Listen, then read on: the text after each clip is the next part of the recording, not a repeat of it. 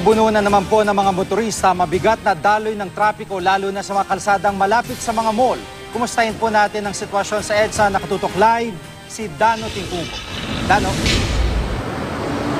Kaya kahapon, Jiggy, ay tuloy pa rin sa pagkukumahog ang ilan sa ating mga kababayan para mahabol ang last-minute shopping nila, lalo 3 araw naman na bago magpasko. Kaya gaya ng inaasahan, ang resulta salubungan sa maraming bahagi ng EDSA, lalo na yung mga malapit sa mga mall.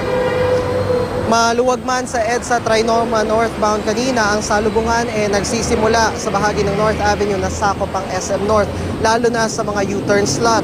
Ang pagbagal ramdam na rin sa southbound lane at maagang Sunday traffic. Magaan naman na Sunday traffic ang naranasan namin mula dyan sa area paglagpas ng Trinoma southbound hanggang lagpas ng EDSA Timog, kung saan mabigat ang sitwasyon hanggang EDSA Monte de Piedad southbound. Lumuwag na ulit kanina mula Cubao Underpass hanggang Shore Reliance southbound. Pero mula rito, bumper to bumper na ang sitwasyon hanggang sa dulo na ng EDSA sa bahagi ng SM Mall of Asia. Jiggy, sa mga oras na ito ay nakatayo tayo dito sa EDSA, sa ilalim ng EDSA Ortigas flyover. Ito ay sa gitna ng EDSA at Ortigas Avenue, kung saan ang EDSA, ang Ortigas area dito sa base na rin doon sa MMDA Metro Base Traffic Monitoring, light sa kapwa northbound at southbound lane. Samantala, ito namang Ortigas Avenue, itong bahagi ng Ortigas Avenue sa aking kaliwa, ito yung galing Green Hills at papunta ng C5. Sa mga oras ito ay light to moderate ang sitwasyon sa bahaging yan ng Ortigas Avenue. Samantala, dito naman sa aking bandang kanan, ang bahagi ng Ortigas Avenue na galing Green Hills at papunta naman ito ng C5 at Rosario. Ganon din ang sitwasyon sa mga oras na ito, light to moderate.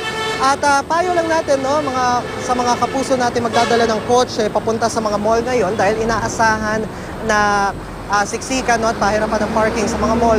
Ngayon, tip lang po, mainam sa mga panahon na ito na mag-carpool o sa isahang kotse na lang tayo sumakay na isang grupo imbes na magdala tayo ng kanya-kanyang kotse.